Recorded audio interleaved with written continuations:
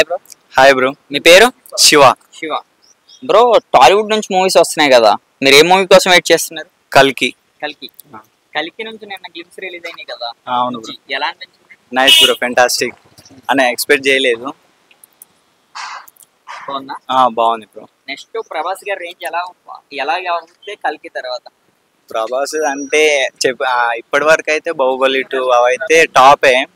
మళ్ళా కొత్తగా మనం పేరు పెట్టాల్సిన అవసరం లేదు, ఉన్నది కాబట్టి ఇంకా హైకి వెళ్ళిపోద్దానని కోరుకుంటున్నాను. ఇప్పుడు ఇంకా మూవీస్ వస్తున్నాయి కదా బ్రో, దేవర అవ్వచ్చు, పుష్ప అవ్వచ్చు, గేమ్ చేంజర్ అవ్వచ్చు. వీటికంటే కల్కి ఎక్కువ కలెక్ట్ చేసే అవకాశం ఉంది బ్రో. అంటే కాంపిటీషన్ 4 ఉన్నాయి, కొద్దిగా మంచిగా ఉంది కాబట్టి వచ్చే అవకాశం ఎక్కువ ఉంది. మీరు కల్కి మీద నుంచి ఏమి ఎక్స్పెక్టేషన్ చేస్తున్నారు ప్రభాస్? ప్రభాస్ అంటే డార్లింగ్ స్టార్ కదా, కొద్దిగా మంచిగానే ఉంటుంది అని. టాలీవుడ్ నుంచి మూవీస్ వస్తున్నాయి కదా, కల్కి, పుష్ప, దేవర, గేమ్ చేంజర్.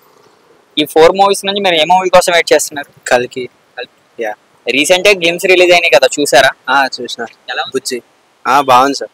బుజ్జి నచ్చింది బ్రో. ఇప్పుడు చూసుకుంటే ప్రభాసి గారు ఇప్పటికి ఒక టాప్ లో ఉన్నారు. ఆయనకి కల్కి తర్వాత ఆయన రేంజ్ ఎక్కడికి వెళ్తుంది?